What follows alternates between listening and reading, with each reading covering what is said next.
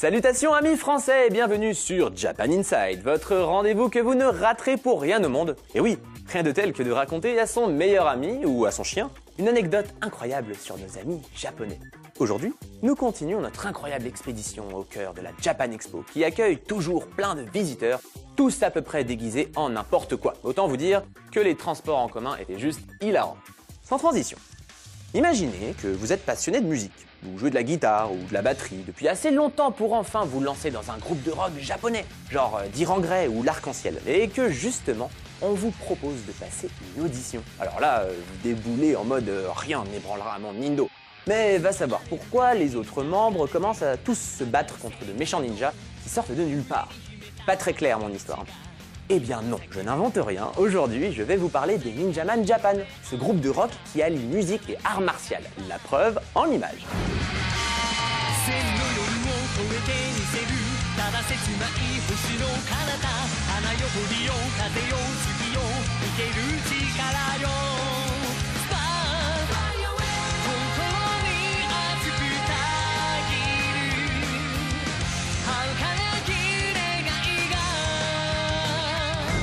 Tout commence en 2008 lorsque les membres du groupe, officiant pour la plupart dans d'autres groupes de musique, décident de se lancer dans cette aventure musicale avec pour ambition de faire une tournée mondiale. L'esthétique du groupe est clairement inspirée du mouvement Visual Kei avec un look hyper travaillé, des coiffures de malade et du maquillage qui donne un côté androgyne aux membres. Petit à petit, le groupe étoffe ses chansons et incorpore dans les prestations scéniques des scènes de combat assez impressionnantes, je dois dire. D'ailleurs, le leader charismatique du quintet Sarino ne cache pas que ça a été pour eux des heures d'entraînement pour arriver à tout coordonner, puisqu'il faut taper sur des ninjas méchants, chanter dans les temps, sans oublier les chorégraphies des bras chelous, et le tout en étant essoufflé. Est-ce que vous vous imaginez le délire à faire avec ses potes?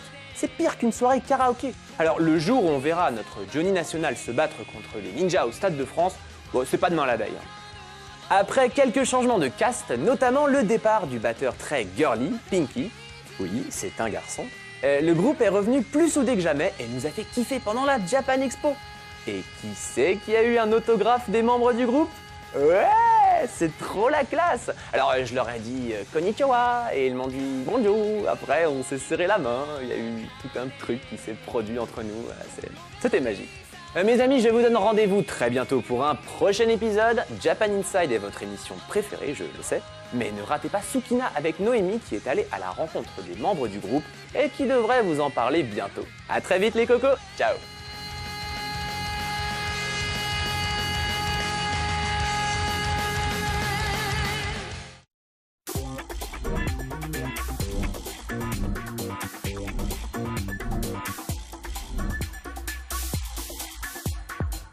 Salutations amis français et bienvenue sur Japan Inside, votre rendez-vous que vous ne raterez pour rien au monde. Et oui, rien de tel que de raconter à son meilleur ami ou à son chien une anecdote incroyable sur nos amis japonais.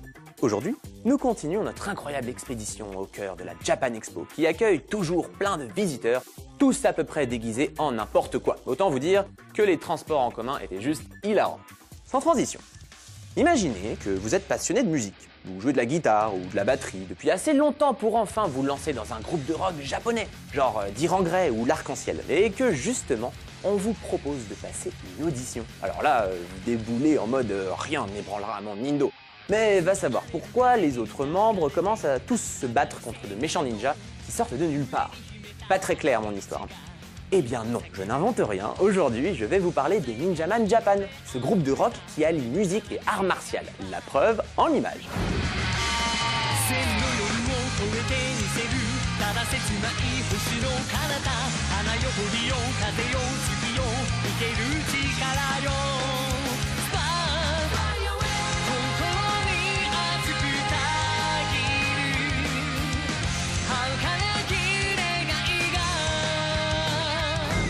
Tout commence en 2008 lorsque les membres du groupe, officiant pour la plupart dans d'autres groupes de musique, décident de se lancer dans cette aventure musicale avec pour ambition de faire une tournée mondiale.